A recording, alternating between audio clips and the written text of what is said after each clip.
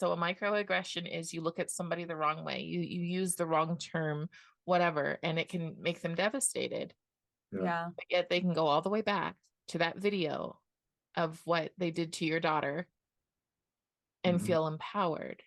So they don't have, I mean, there's a point where you have to feel pity for them because they are children. I want to remind you, 2 weeks ago, I spoke here about how the oppressor oppressed ideology that my wife spoke about, that you teach kids, has created activist, bigoted bullies in the LGBTQ. I gave examples of how teaching this ideology has given LGBTQ kids permission to lash out in any way they deem fit just because someone doesn't believe the way they want them to. They take to threaten violence against a disabled child, my daughter, and her brother, just because they are Christians and don't believe the way they want them to. You have taught them that they are oppressed and can do anything they want without being called out on the hate that they spew. Well, I'm back with new written evidence. And we have a ton of this. I'll just tell you, these kids are prolific with the hate. Let me be clear. My issue is not with the LGBT community as a whole. I count many as friends and have found them to be reasonable people who I can agree to disagree on different viewpoints with. They are allies in this fight against the few bigoted LGBTQ activist bullies, which includes teachers, administrators, and maybe some of you, and this harmful ideology you are teaching in our schools. So here we go, okay? Brother in Christ, Jesus lived in a cave with his homies for a long time. I hate to be the one to tell you this, but they definitely fucked. All right? That's a direct attack on somebody's faith, on our faith. But nobody cares. Why don't we make a law where all men, including you, need to get a vasectomy? Or is that not in your little book, the Bible? Your mom should have aborted you. You get no hose, bro. We can tell. Why don't you pray for some bitches? You were definitely a failed abortion. You're going to hell. I hope you know that. Burning in hell.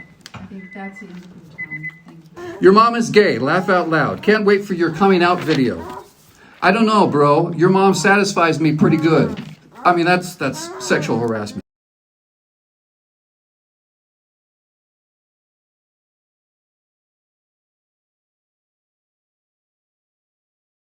Hey guys, welcome back. Today, my guests are Mike and Jennifer, and they have a story that I think will shake you to the core. So, tolerance, the old fashioned kind of tolerance that we used to have, meant that you could be different than other people and still appreciate them, still have a respect for them. Today, my guests are going to tell a story about where tolerance has gone in the last couple of years. And I think you'll be as shocked as I was when I heard their story. So, welcome, Jennifer and Mike. Thank Yes, you. thank you. Thank you for having us. So, tell me your story. Well, we have a son who is a senior at Rex Putnam High School, which is kind of out near where we live, and a daughter who is 14 or 15, just turned 15. She's a freshman, so a senior and a freshman. Our daughter is special needs. She's got cognitive delays. She's nonverbal. She's under the umbrella of cerebral palsy. So she's got a number of different conditions. And she has been a roller coaster for us personally, from the time she was born in late 2007 to today. And we've got better at riding that roller coaster, but you can imagine with a special needs family, there are, challenges that you have to deal with. So, but that being said, she's a huge blessing for us. Yeah. I mean, she's brought us so many interesting experiences, and because we had to alter our life for her, so many different experiences. So we are Christians, and we believe what the Bible says. We know not everybody feels that way, but we're pretty strong on it. So our son is very bold at his school, although compassionate, right? But the LGBTQ kids in particular, not all of them, but many of them, they have been told, right, that Christianity is the oppressor religion through schools and probably certain teachers, through all the banners that they hang up, which are designed to basically tell certain kids, right, that you're oppressed and here's your oppressor. And so they totally buy this. And so anytime my son, being an outspoken Christian, says it, anything or anything controversial, that they call it hate, and they spew the most awful things at him. And we've been taking it we have an older son who graduated a couple of years ago, who has taken took a lot of hate from these kids as well. But we just thought, hey, it's our boys, right? They can handle it. We're Christians. The Bible says you're going to be hated for my namesake. And so we were prepared for that. But then about a month and a half ago, they took a shot at our daughter, who is, of course, special needs, nonverbal. We're like, man, this has gone too far. Yeah.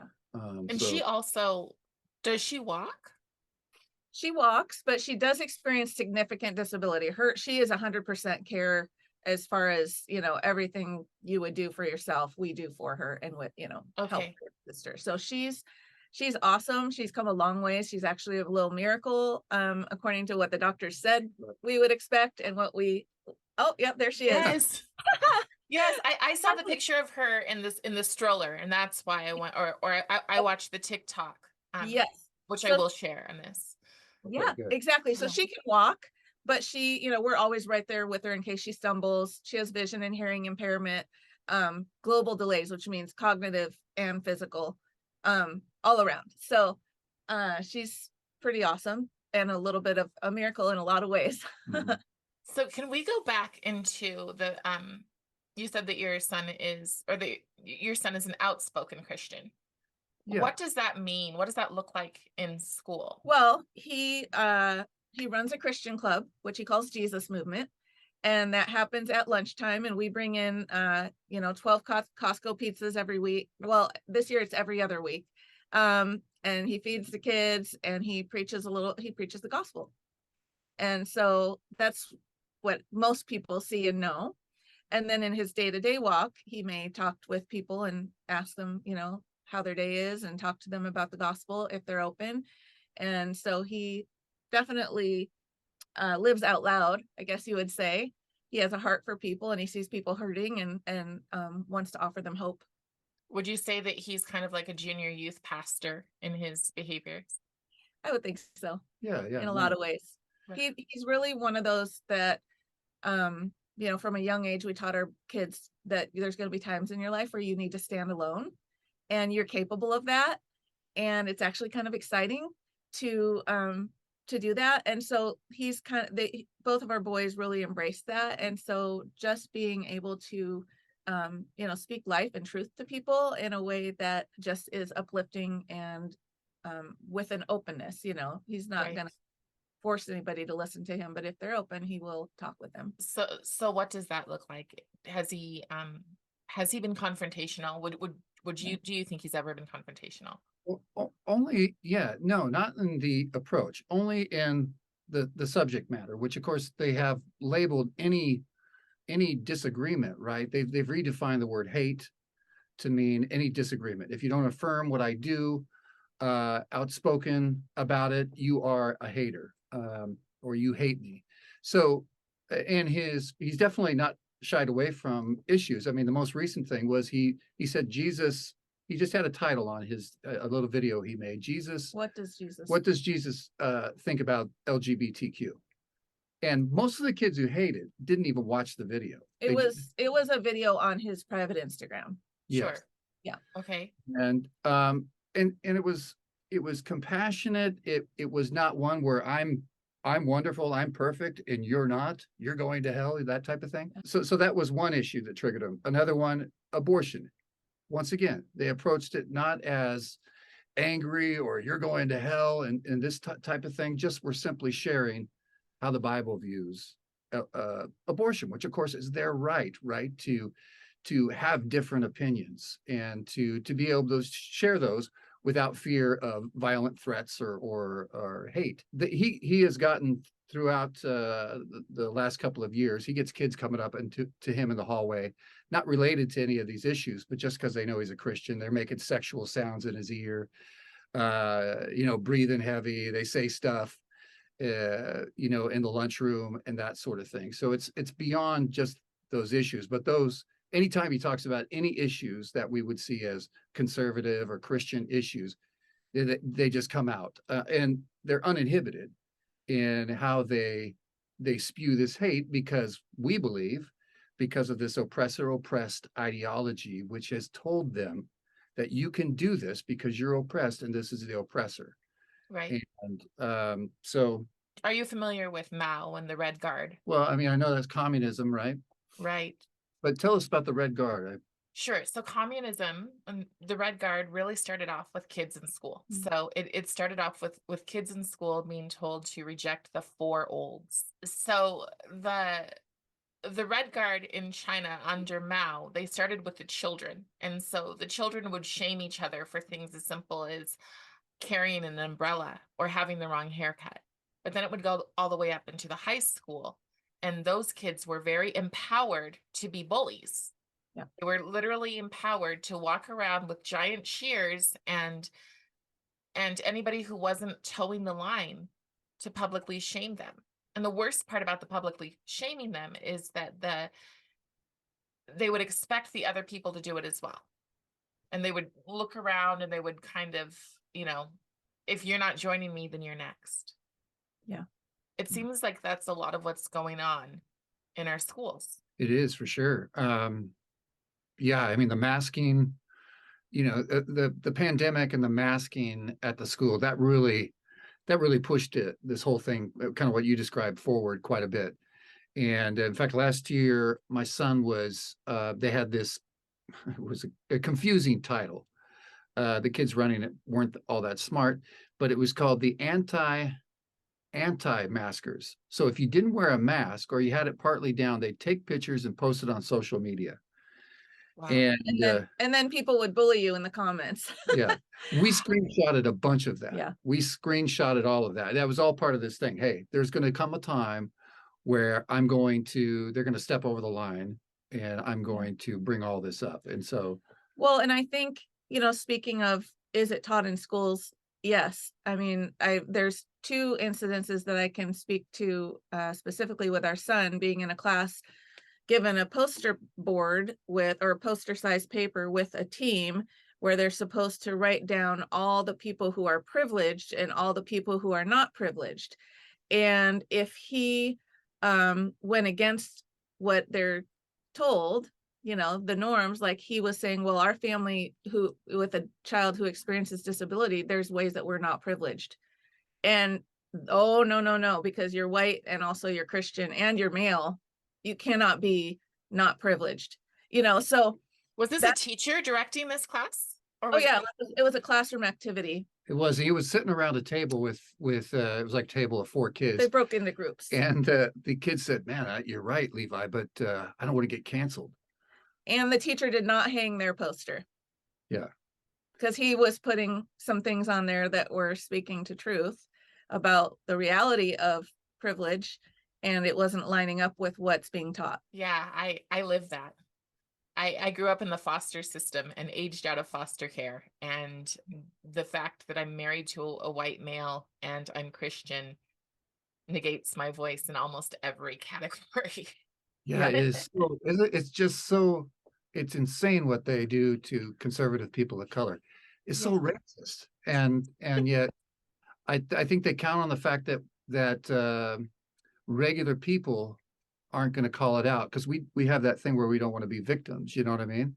But I feel like we got to start stepping up, and we got to embarrass these people for we have to speak, because if people like you don't speak and if you don't share your stories, my issue here, and the reason I was so interested, is because we are told that if the LGBTQ crowd or mafia or whatever you want to call them, if they don't see themselves in schools, they're going to kill themselves. Meanwhile, if anybody puts themselves, so your son is 17, 18? Yeah, 17. Yeah. 17 years old. So if anybody puts themselves in the view of a 17-year-old who goes to class and regularly has people say things that are super inappropriate, there's no way it can't be considered sexual harassment in a 17-year-old's head. the highest cause of people committing suicide tend to be that white cisgendered young man, Yeah. not the LGBT crowd who has a giant support group behind them, Yeah. but that child That's, who stands up and says, not me. Yeah. Well, Yeah. Levi has actually brought that up a few times. He said, he's told us, if I wasn't solid in who I was and confident in what I believe and secure in who I am, all of these, you could screenshot, look at any of the comments people would make, and it would drive someone to suicide in today's culture. Absolutely. So, but it's not looked at as bullying if it goes towards a quote unquote oppressor group. And I think that's where society, schools, culture has taught kids, if you are in an oppressed group, you have permission to do whatever, say whatever, without consequence to the oppressor group. Mhm. And not all LGBTQ kids are that way. Not all LGBTQ community feel that way. But there is an activist group that does feel that way, and that's the loud vocal minority, is what we call it. Well, it's the queer group. So queer is different than being gay. Yeah. Being gay is simply, I have a young friend who is a lesbian, and she's just like, it's creepy that teachers want to know who I'm interested in. Yeah. Like, Yeah. or that they reduce these kids to nothing more than who they want to sleep with. And a lot of these kids, I mean, I live in Utah. A lot of these kids aren't sleeping around. Mhm. They're just attracted to somebody. Why does a teacher need to know that? Yeah. It's crazy. They've taken this, this affirming and support, and we got to care for them to levels just a few years ago. You'd be like, that sounds an awful lot like you're grooming. I mean, I know people have Yes. used that term, right? You're Yeah. grooming, like this is the beginning of pedophilia. It's just, and they somehow twisted it to where that suddenly this is a good thing, and all of culture needs to go with it, including, and this is one thing we wanted to say. We know many LGBTQ people, or LGB, I guess you could say. Lesbian and gays. They lump them all in, and I know there's so many people in this community that are like, hey, we're completely opposite. We're polar opposite of these other people, the T's and the Q's. They don't like this, but they're as afraid as everybody else, right? If I stand up and buck the system, my community is going to come after me. These few activist bullies who are in that community, and then they're working, like you said, on creating activist bullies at the high school level, at the middle school level. And so that's one of the things. Once they came after our daughter, we're like, hey, that now we have protection, right? Because people look Right. at special needs kids as they're a marginalized group, right? I mean, that's historically, people have always looked at them that way. I would say that, and I'm not trying to be offensive, but I would think that they're the most marginalized because they're not in a situation where they can do for themselves. Yeah. The reality is that you can be gay and be on the presidential cabinet Yeah. for either of the last two presidents. The Yeah. reality is that you are Black or you are biracial and you can be the president of the United States. Yeah. That is not something, and I again mean this pure Yeah, with pure you don't intentions, but worry it's about not something that your daughter will ever have an opportunity for. Exactly. absolutely. Exactly. And she can't speak up for herself in defense of herself, or Yeah. physically or mentally, or so the whole focus on your sexual identity has taken away from the beauty of all the other things about people that Yeah. are important and should be valued. And instead it's just this one thing. There's been almost like a popular thing to do, to choose to be a part of that group so that you have that identity that you can say, I'm different in this way. And again, that's not new. So the first part was Mao's Red Guard, but Stalin really went after Christians. They would say that to have faith is to be crazy. They would lock Christian people away in mental institutions and take their children and put them in orphanages. And basically, if you did not agree, Herbert Marcuse has a saying, and he says, it's good to not tolerate the intolerant. That's really what our kids are being taught. So they Yeah. decide who's tolerant and who's not tolerant. Yeah. Mhm. That's why I wanted to really clarify that your son has never been like in their faces, calling no. them derogatory terms, nothing like that. Oh, no. No, absolutely not. He hasn't. He's simply shared what is biblical truth, but never with a, never with, what they deliver their truth with. Never the kind of person standing up holding a sign that says, You're going. Yeah. exactly, right? Oh, I Yeah. mean, he gives pizza to anybody and everybody who wants it every week when he does club, and people will come up to him and say, I'm only here for the pizza. And he's like, that's fine. These are some kids that have done the hate. Oh They yeah, still show up it's for very pizza. interesting. Yeah. They're of course, less likely to say things to his face or when they're not with their crowd of people. Very much empowered over social media, but then there are the ones who, like I said, whisper in his ear or call him homophobic or whatever it is. Yeah. Have you done anything about that? Have you went to the principal and said this needs to stop and they need to be suspended? Well, they have some limitations because of the fact that it's done on Instagram in most cases, but it's not on a school, so they don't have any recourse for that, which I could kind of see. We did talk to a school board member who said they have A policy of no cyberbullying, but he hasn't followed through on that. And well, he said apparently they should be sending a letter out to the district about it. yeah, Home to parents, home to kid. What did we do? We didn't do anything as far as talking to the school about it, because like I said, we've raised our kids with the knowledge that they're going to have opposition and they can deal with that. That's life. You're going to have people who disagree with what you think and what you say. But when they threatened our daughter, that was a whole nother level. So we had to at that point let her teachers know, so that the aides and everybody who are around her would be extra on guard in case someone did try to push her down or something like that. So when we sent that message, a screenshot of that message to the school, that did get. I was going to ask you, yes.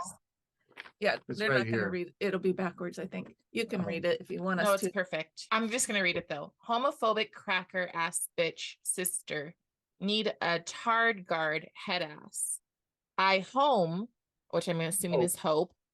19 men pass your ass around in a massive orgy. You dumb. Go ahead, say it. I know. It's fucking great. scag. Your pipe literally rapes little boys' head ass. Yeah, Pope is what they meant. Yeah. They meant they hope. They meant they hope they assault a special needs little girl who couldn't do anything to them. And they feel empowered to do this to children, to say this about other kids. I'm sorry. I knew I was tried. On and done it. Well, that's where it's gone to the fact that the far extreme where they feel empowered enough to do that. And that's where it's like, okay, enough is enough. We have evidence of the extreme freedom that they feel. And it's being supported by schools. Yeah. Okay, now let's go there. How is it being supported by the schools? When you said that, did they say they can do nothing? Well, once again, those were pulled. We have a bunch of others here, but those were pulled from Instagram. So okay. So what happened? Let's just go back a little bit in the story. After Levi posted the video on Instagram, which is, people can watch or not watch. Got a lot of hate based on people who probably didn't actually watch it. They went to school and told one of their teachers that Levi was hating on them. So that teacher pulled Levi in the hall without watching the video to confirm that there was hate, anything, and told him, you really don't have, you're not supposed to be posting videos when you're in a public school. And she later said she didn't know it was on Instagram. She thought it was on a school site or something. I don't know what the case is. And then shame on her for not looking. Yes.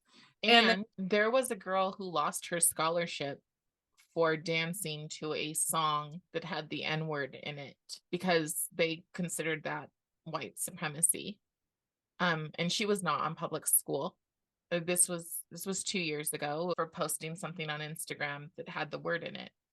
Wow. I know that that's a fact. If kids dance to that kind of music at school, they get in trouble. So, which is kind of hard because a lot of today's music has Right. that in it. It's Yeah. like a game. It's like just like a trick that I had. Well, Insane. anyway, she just proceeded to tell him that actually you're wrong about your religion. That's not what the Bible, that's not, it's basically outdated. She used an example from the Bible, and, you know, Levi was educated enough to know, well, actually that example is irrelevant, and he explained to her why. And so that's when we were like, we need to call a meeting with the principal and this teacher and talk about, listen, what you think is, first of all, you overstepped. Right. Religious Second freedom. of all, you know, her heart was in a good place. I do believe that she was coming from a, you know, intent to help, but, you know, she didn't, like I said, watch the video. She had no clue when we said that this LGBTQ activist group was bullying. She couldn't even fathom that that could have been true until we showed her these screenshots. Yeah. Is she their G.S.A. advisor? No, she's teaches him, I think, English or composition or something. That tends to happen a lot. A lot of the more, from what I've seen, a lot of the more progressive teachers are teaching English, and they're they're very consumed with infusing social justice into their English. We had another teacher, a guy named Drew, I won't say his last name, but English teacher from the year before, which we saw on Zoom. And it was all his literature was all social justice, pushing these ideas of oppressed, oppressor. You know, what people would know as CRT. We've tried not to use the word CRT because people automatically shut down. Yes, they do. You know, these people who are progressive, regressive types. So, but yes, absolutely. You're right about English teachers. And we're of the firm conviction that telling kids over and over and over that you are oppressed and you are a victim is not healthy. Yeah. It is not empowering. It does not give kids the idea that I can grow up and do what I dream of doing and accomplish what I, you know, is in my heart to accomplish because I am oppressed. If you're hearing that over and over and over, it's the rare person who's going to rise above that and do it anyway. Right. And we are not empowering our kids to grow up and be adults who pursue dreams and go after things and don't place blame on everyone else for anything that happens to you, and who don't unravel when someone disagrees with. We're not teaching our kids to be resilient at all. No. We are teaching them fragility. Everything that's projected, like the book White Fragility, but yet those people are the forefront of teaching our kids that they are breakable.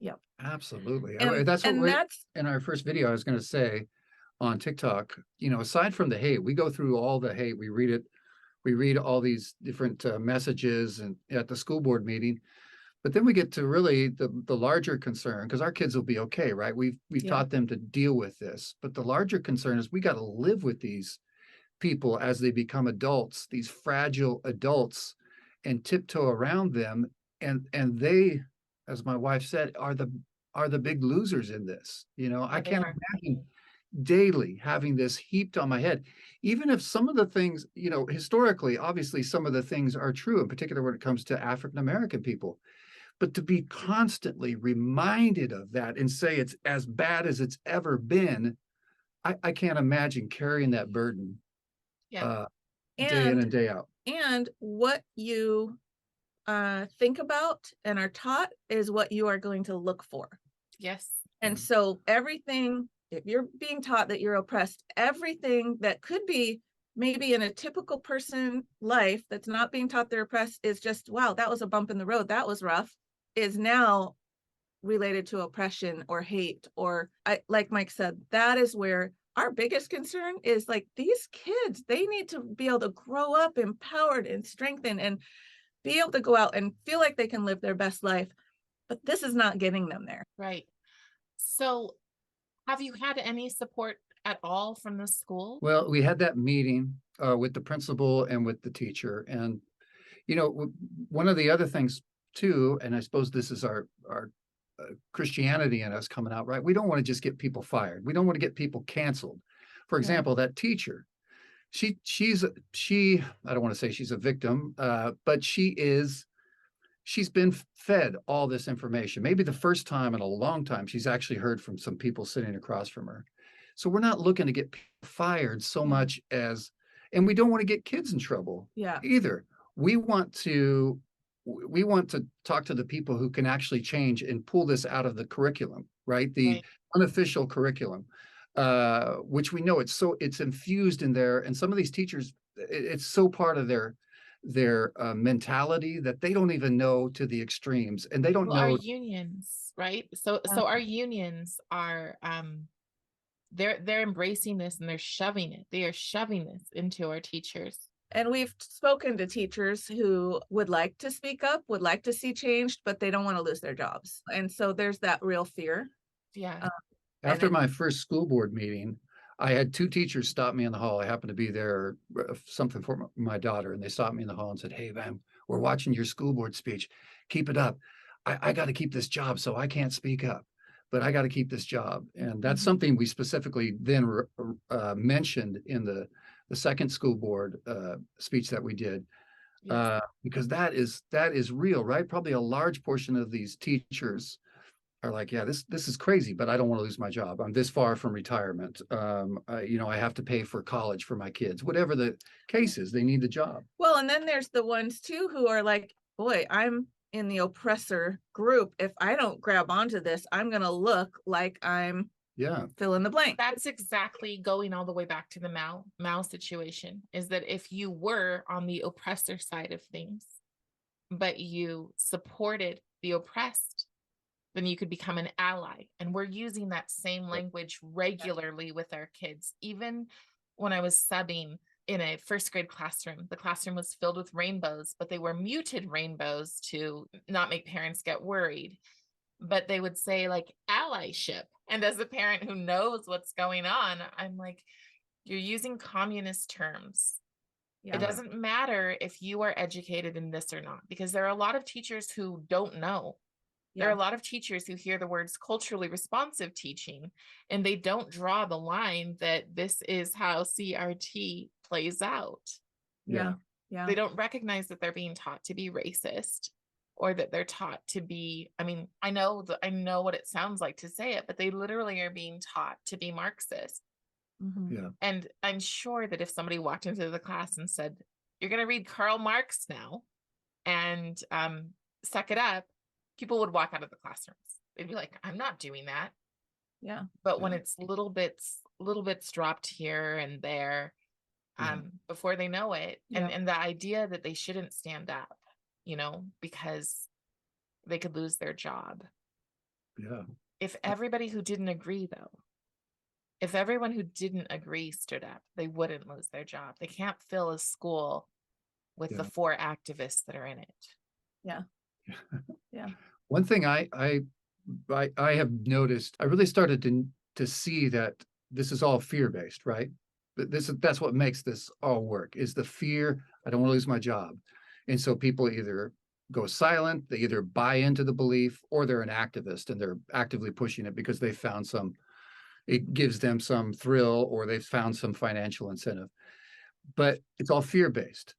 So unless we create an opposing fear, you can't defeat it. Only an opposing fear to this other fear will work. That's what we're doing now, right? And we would love it if other parents would rise up, find their particulars and get their story and rise up and just continue to beat them over the head with that fear, right? Say, hey, this is going to happen. You got that you've been afraid of. Not that we're threatening them, but we're this not. is what's going to happen. This is just the reality of it. Right.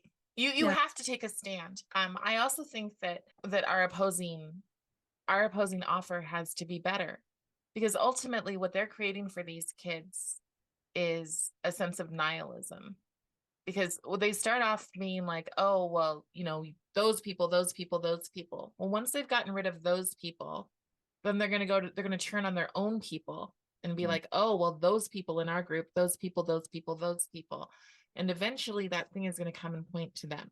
Right. And so this nihilism, this depression of, oh my gosh, I'm always looking for the ugliest things in people. I'm always looking for the things that, I'm how do you live that way? How do you live always pointing out the worst in a human being? So, and these are kids. So it drives me crazy that we have this huge push for mental health. Mental health, our kids need to be okay. In Utah, there's literally billboards that say, give me the gun until you're okay. Trying to get kids to not commit, or people to not commit suicide. Like, so you have a person who's just slightly having a bad day, and then they're subliminally seeing that poster of suicide. Okay. In our schools, we're like, oh, safe whatever. You might have safe Oregon. We have safe Utah. And it's got the pin on the poster, the LGBTQ pin on the poster, and it's like talk to someone. But it's a constant thing of normalizing gender ideology. And it doesn't matter if the teachers think that they're compassionate. There's enough information out there to tell them, you know what, go do your work. Go do the work, as you say, figure it out and see where this really comes from. Because queering our children is breaking them. It is not saying you're perfectly fine the way that you are. You don't have to be Christian. Do we wish that people would become Christian? Absolutely. As Christians, that's what we believe, right? But you don't have to be Christian to be okay. But queering is breaking every single part of what that child is, everything they know to be true. It's embracing postmodernism. There is no truth but power. It's making them step in line.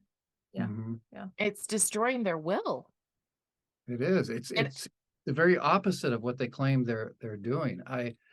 To me, they should just, some of the most effective moments with my boys, right, were moments where I said, toughen up, people don't like you, people hate you, get over it. You know what I mean?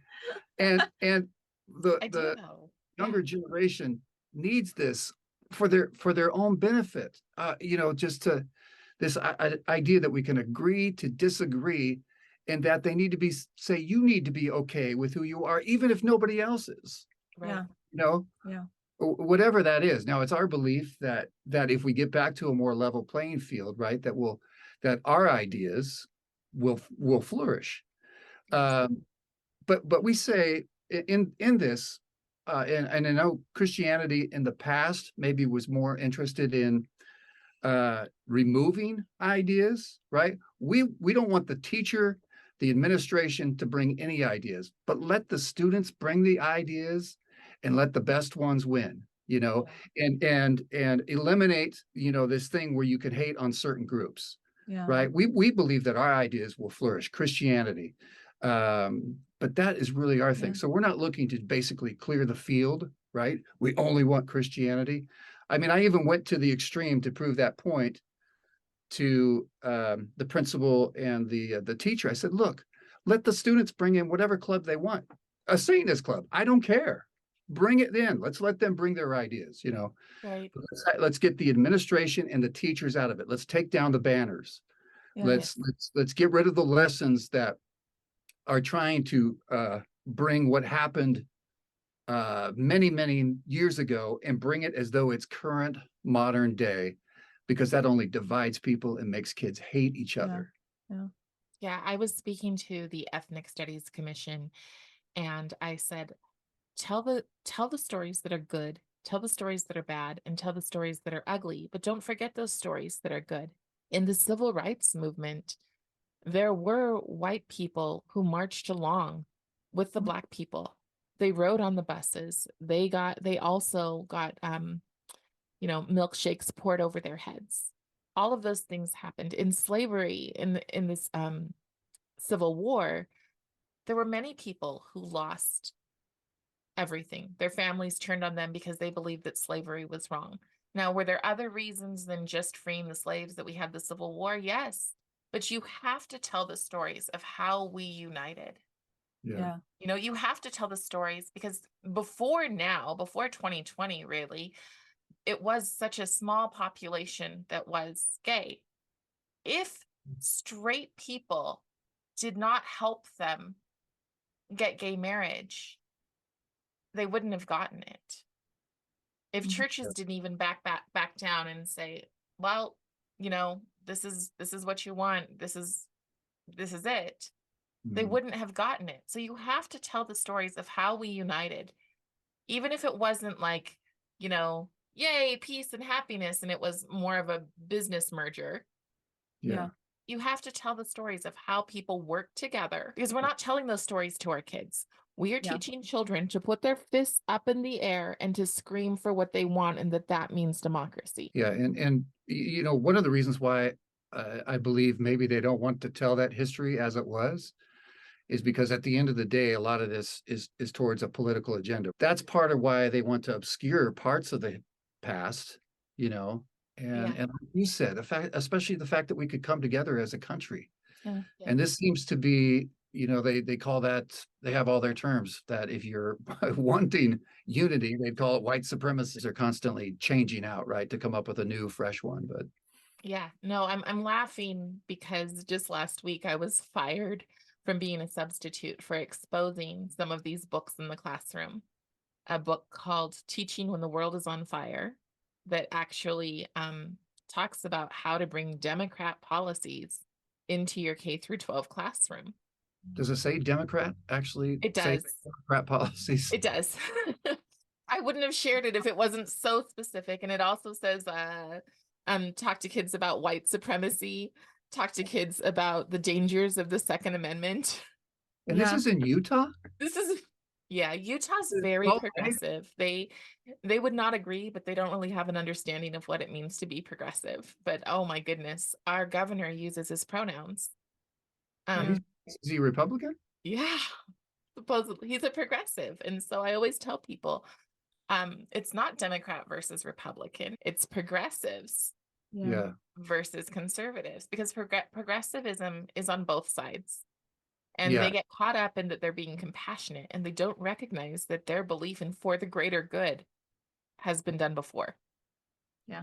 This is what they did in Germany. It was for the greater good. And you go, okay, but they don't recognize it. And I'm the same way. Like I could name names and schools and whatever else, but that goes against my belief, both as a Christian, and also it goes against my belief as a human being.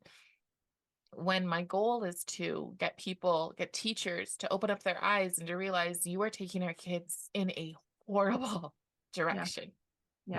Destructive direction. And in a way in which, I mean, people who embrace nihilism and all of these postmodernists, so many of them committed suicide themselves. So you tell me how good their ideas are. I have another question for you. You've got strong kids. What would be your top advice for helping other people? I have to say, I think that a lot of people have checked out. A lot of parents have checked out. They don't know things because, you know, Instagram hasn't told them it's there. If you're starting today and you're clueless, but you hear this and you're like, there's something wrong, but there's something wrong with a group of kids who feel validated in attacking a special needs child. At what point do we stand up, and how do we teach our kids to stand up? Well, I think one of the main things, and my dad passed this on to me, but the idea of standing alone, right? We got that into them, this idea that their kids are going to do things as you're getting older. I mean, at that time, it wasn't kids changing their gender, right? Or anything like that. It was just like kids are going to come with ideas. They're going to make poor choices. You're going to stand alone. And we never dumbed down the conversation for the most part as to what they were going to see relative to their age. And so stand alone. And also set that up as that's the fun thing, right? This is something my wife says a lot is standing alone. You get the opportunity to be the counterculture rock star. Do you know what I mean? When the culture's all going this way, everybody's wearing the same thing or whatever, you get to be counterculture, and that is cool. There's something kind of fun about being different and unique, and that's to be celebrated, I think.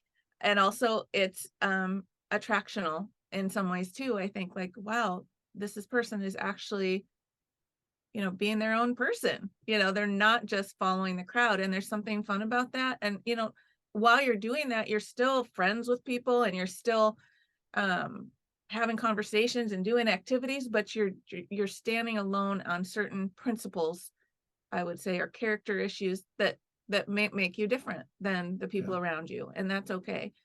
And then the other thing is, get comfortable with internet hate. Get comfortable with it. I mean,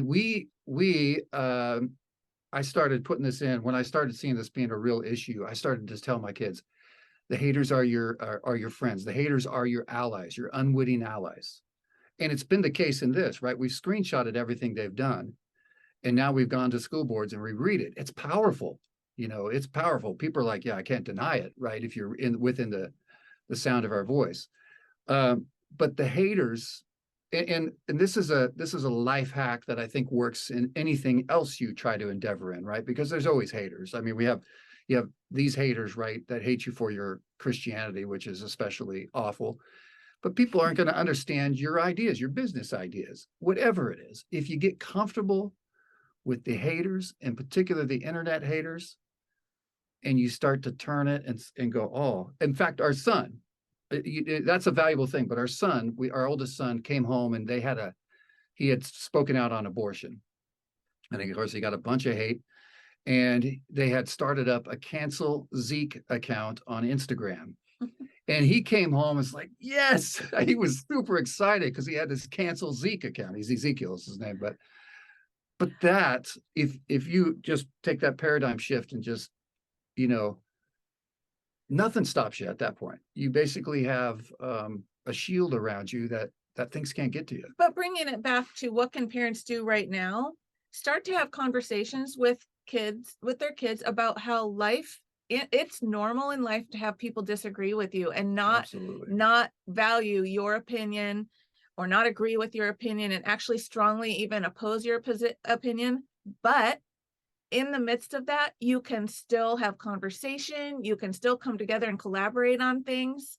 Just because you don't agree on everything doesn't mean you can't be friends, doesn't mean you can't, because that's what culture is teaching them. Like 100% agreement is actually, or not 100% agreement is hate.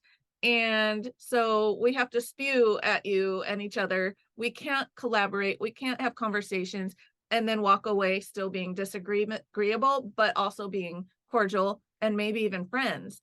And I think that's the conversation that's missing. And the signals are being sent in all, you know, society, every direction, that the opposite of that. So I think equipping your kids for the fact disagreement is natural. It's a part of life.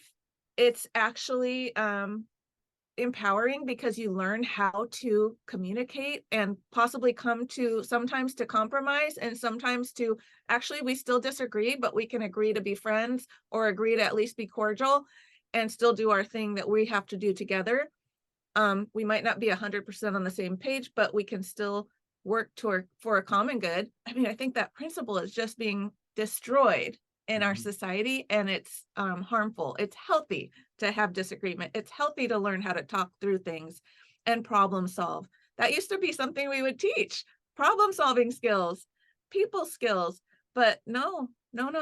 Well, one other thing I'll say about the standalone, which I believe everything is built on this idea of standalone. And one thing that I did was I had a story of me standing alone. I told that story often with my boys, over and all the time and often. And it was, I was 9 years old and I had a birthday party. 21 kids came. I was like, yes, 21 kids came to my 9-year-old birthday party. We went over to this college where they had a field. We were all going to play soccer, and they found a pack of cigarettes. And my party was suddenly over. All these kids were completely enthralled with this pack of cigarettes, and they no longer cared about my party. And I walked home, and alone. Alone. Yeah. Yeah. And I have told my dad, of course, we heard the story and he totally, was like, wow, that's awesome. Way to go.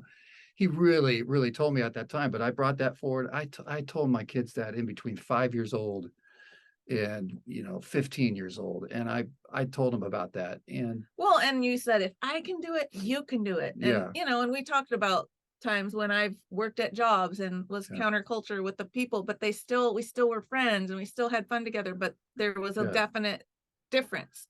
yeah. And so equipping them, like, if we can do it, you can do it. And it's normal and it's going to happen and Yeah. you can have fun doing it. And I think most people, whether they've had a younger life where they chose wisely most of the time or did not, everybody's got a situation where they can point to that.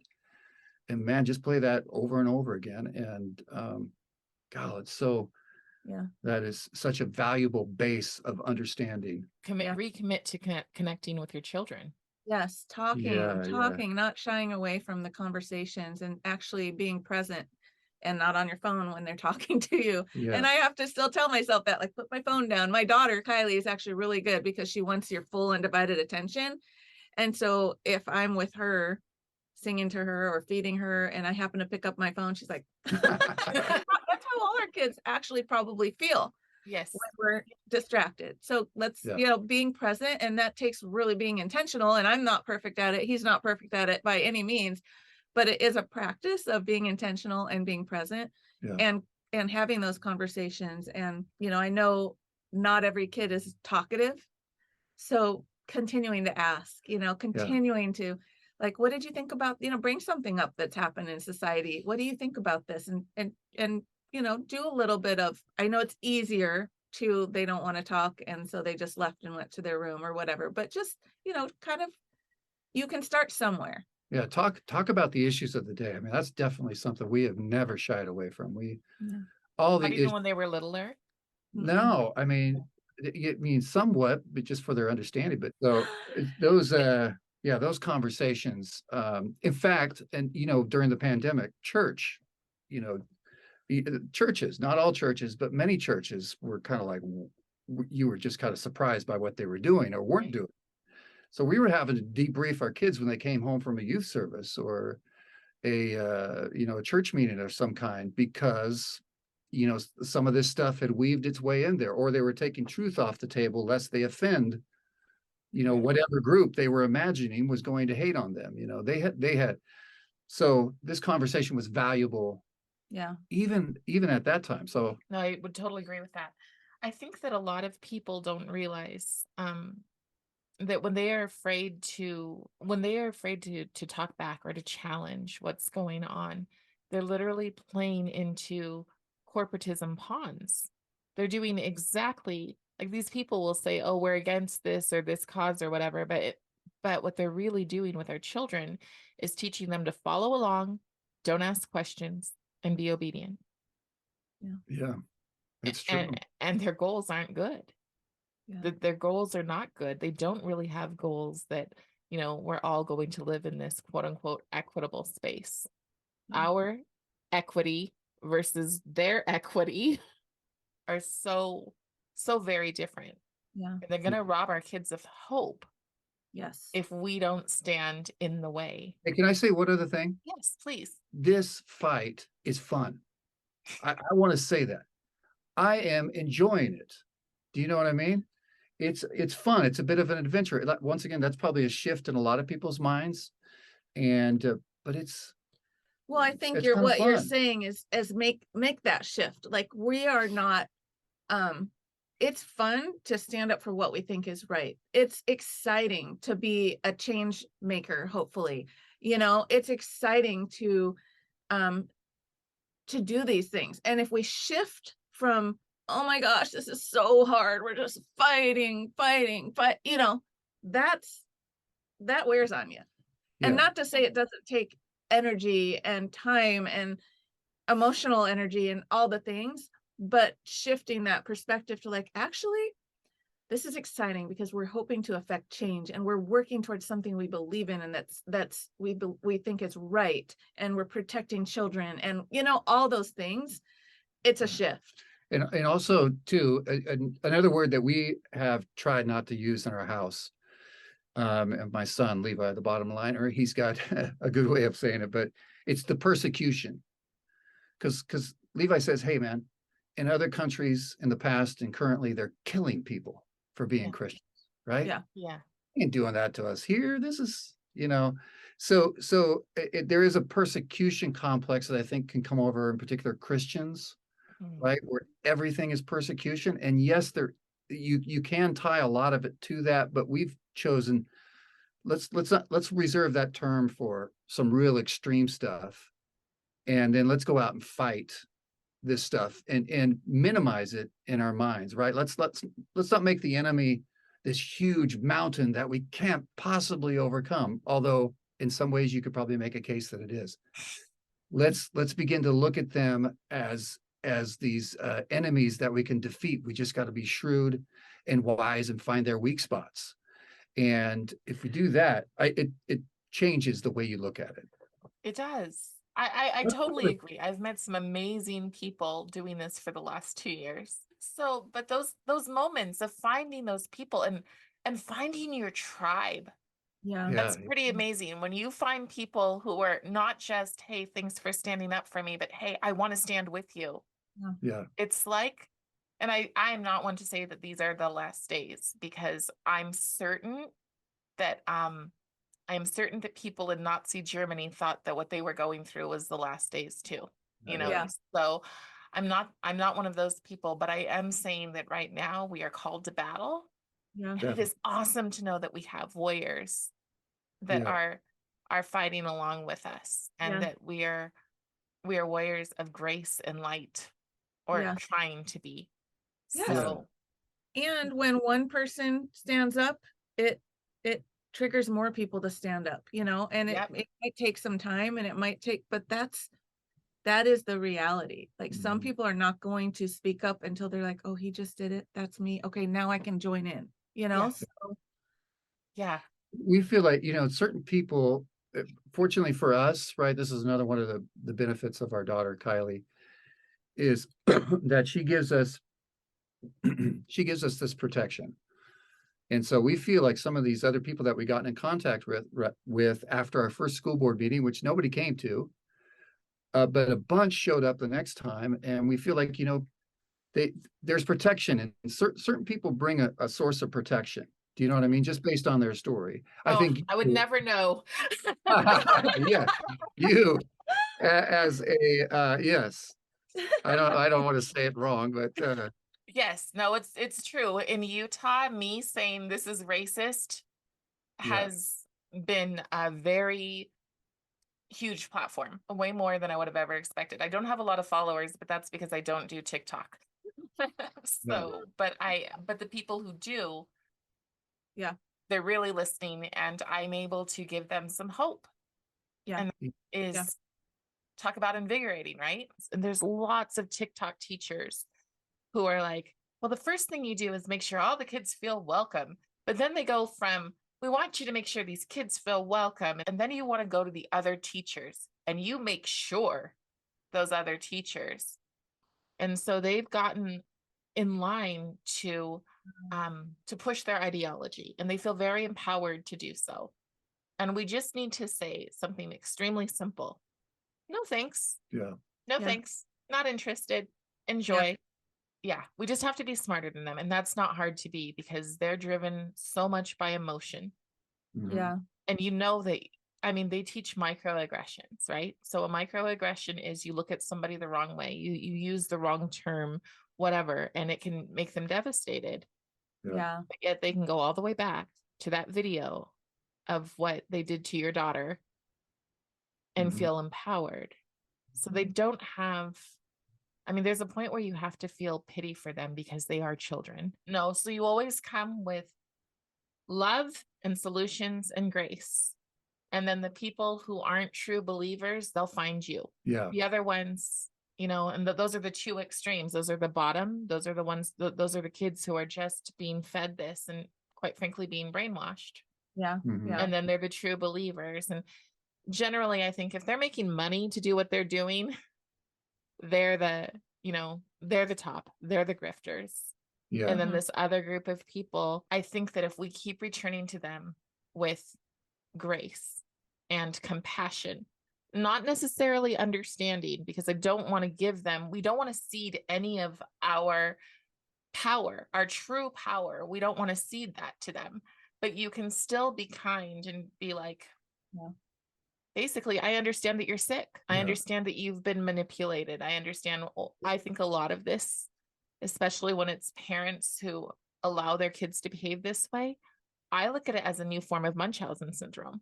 Yeah. Mhm. Yeah. So I think that we can't be that clanging gong. We have to be that love, right? Instead of the clanging gong or the resounding cymbal, we have to come from that place of love. That's a hard one too, because people love to call anything you do hate. Yes. So Yeah. Yeah. That's true. But they can call it what they do, but when you say, okay, well, guess what, let's just take a look. Let's take a look at this person. Everything that they're saying is foul-mouthed. Everything that they're saying is vicious. Yeah. That's what I tell people oftentimes. I'm like, go look at my work, then tell me how hateful I am. Yeah. If I hold a sign that says queering children is child abuse, that does not mean I hate gay people. Yeah. It means that breaking children's innocence is child abuse. Have you done that? Yes, I have. Where at? Believe it or not, we had a drag show in Provo. Oh. And so I went there, and again, just a short of my background is I didn't only age out of foster care, but I put myself in when I was 8 years old because I was groomed for prostitution and have a lot of sexual abuse in my childhood before I was 5.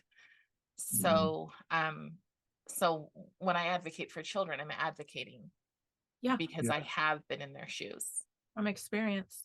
And so and I would not have the hope I have if I didn't have my relationship with my beliefs. I would be just like them. Yeah. And so I can look at them and I can see exactly where they're coming from. One of the worst things is that for the trans movement, especially, the target is foster kids. Yeah.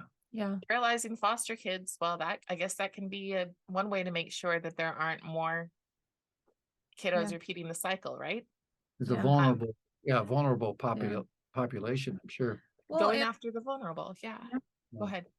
Well, and I was just going to say, humans in general are purpose driven. They want a purpose in life, and so kids being purpose driven and having this shoved at them all the time, you can be a part of this group and have the purpose of trying not to be a victim and being, it's a purpose.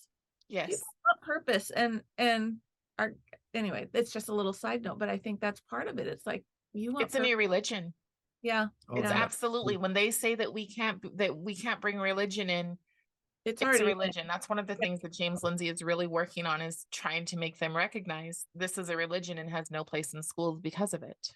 Yeah. It's interesting too. I mean, speaking of, the two flags that typically fly inside, other than the American flag, right, or the state flag, that these certain teachers hang up, right? The BLM and the rainbow flag, right? The LGBTQ and all the other letters. Both are LGBTQ movements. Yes. Do you know what I mean? The BLM, right? All the issues with that, but that movement has been hijacked was originally launched by people who were two lesbians, I believe. Yes. Who have this communist ideology. It is interesting that these two that are up there are actually this one and the same, and they don't represent, one doesn't represent at all. I mean, if you just look at the money and all the mess that BLM and their finances and all the fraud and stuff. They decided for a short time to spell black BLAQ, and not recognizing that the majority of African Americans, whatever way people want to feel, just being factual here, the majority of African Americans are probably the most hostile towards lesbian and gay. That is the culture inherently. And so to hijack how you spell black and to say that black and queer are the same experience, it's not correct. Yeah. The goal is always and simply power. Yeah. Yeah. Yeah. For So, sure. and that power is it's a false power, because you aren't really powerful when you can keep your foot on someone's neck. Yes. You know, Yeah. that's not power. Power is when people believe and trust in you. And I don't think most people do. I think most people, it is about keep that foot is on your neck. And if you do the right thing, they won't press down. Yeah. And if you do the wrong thing, they'll suffocate you. Yeah. At any moment, you're in danger of, you could be on the good side right now, but any second you could be. Yes. Yeah. Yeah. It's a very unstable. That's what you have to just remember. Queering is about unstabling. Mhm. And so whenever somebody says you're anti-lesbian, you're anti-gay, no, stabilization was fine. It's done. It's done. You can get married, you can adopt kids, whatever. It's done. That's not the goal. Yeah. The goal is to have little kids dream about cutting off their private parts. Yeah. Yeah. And that's where the problem becomes. And also just the problem of not being human towards each other. Yes. Mhm. I would never, ever walk up to people and push my views on them. You don't, as Christ says, you say your piece and then you wipe the dust off your feet and you keep going and you go to the next people who are willing to listen. I would never go and shove anything down someone's throat. So why do they get to do it to us? Yeah. Yeah. Because they're the oppressed. I mean, that's really what it comes down to. That's the justification for so They're much not. of all of this. I feel like Exactly. they're not. But I feel like this is built, all of these things are built on this oppressor ideology. And then they have all their terms they do to control people, right, from saying anything. I feel like if we can just rip that out, right? Right. A lot of this stuff falls. And so my thoughts are, you got to show that no, here's the oppression is going the other way. Yeah. Pull the rug out from under the theory. I don't think we can win that, because they have all of their straw man arguments for that. I honestly believe that the way that we win is to show them that we have a better way to move along in our lives, to have actual joy when we walk into a room, to be truly loving to all people. That's the better way than the communism that makes you afraid to talk to your neighbor. Yeah, I know what you're saying. It is a it's a hard thing to know where the line is, right? Because you want to go and play the game they're playing. Yeah. And yeah. No, it is hard. It is hard, and I'm really, really grateful that you guys are in the fight. Yeah.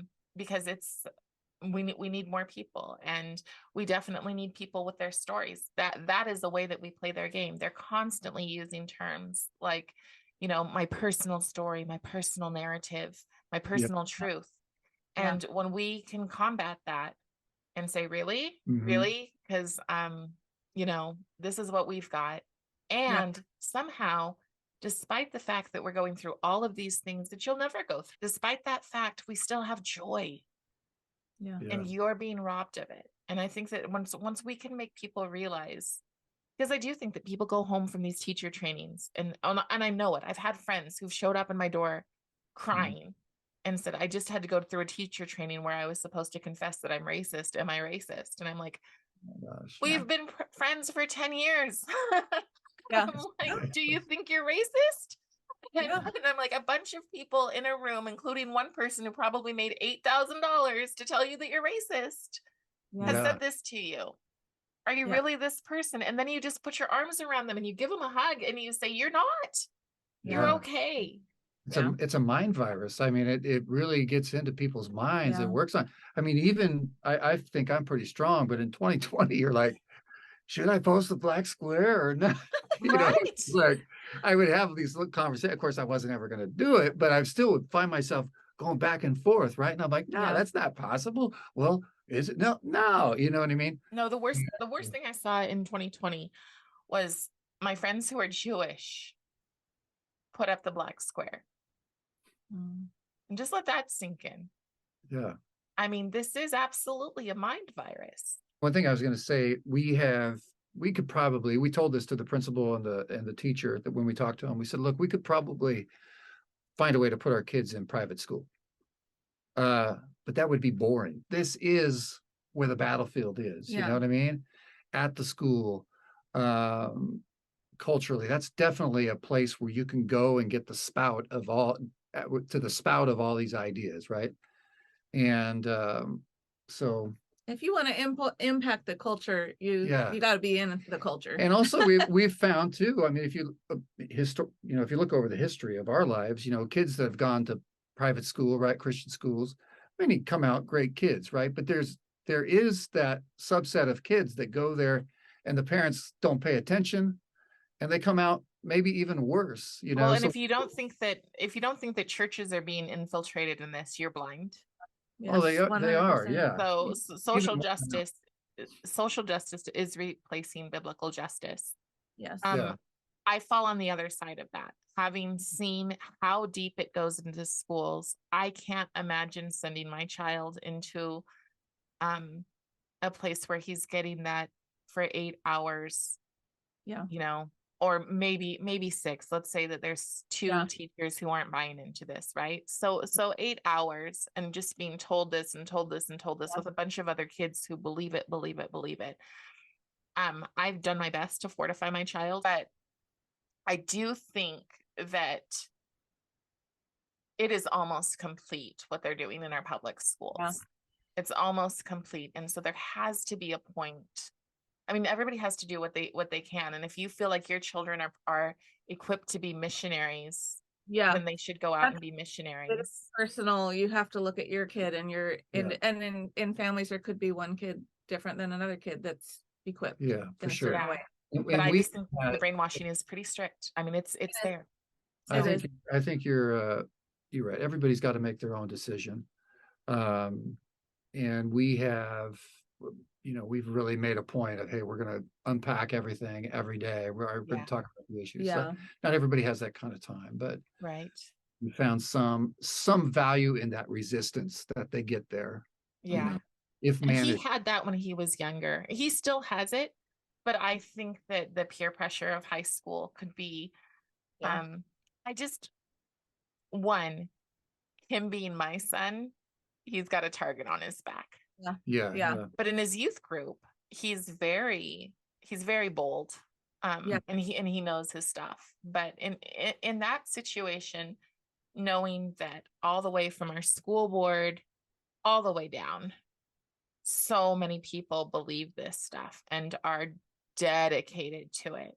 One thing you were saying is that I think we've seen with various people we know over the years, when some people have had their kids in a private school, they think they're safe, so I don't have to talk about the issues anymore, but that's just not the case. Yeah. Right. That's what he was getting at. You can't just trust that everything's fine. You still have to have those conversations. And it was interesting. I say one other thing about the private school that we've been associated with. My wife taught there for a number of years, but during the George Floyd and all of this stuff, they came up with some things that were just crazy. Some of the Black students had complained that they didn't want other kids touching their hair, and then kids couldn't dye their hair black. Yeah. It was just a lot of different cultural appropriation stuff. Yeah. Well, and the thing about that is that some kids,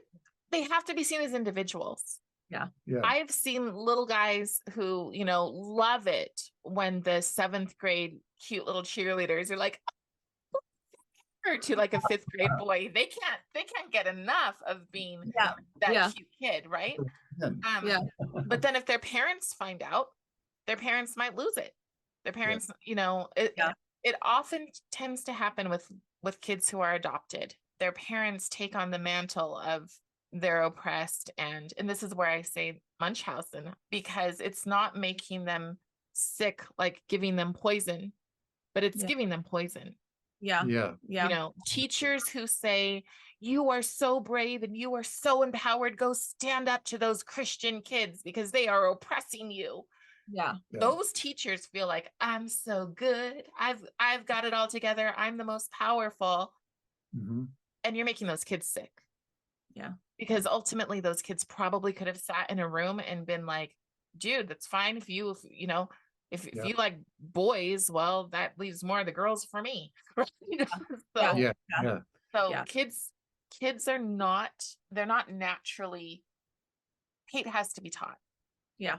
Yeah. Yeah. And unfortunately, our schools are now, these programs are teaching our kids to hate each other. Yeah. Yeah.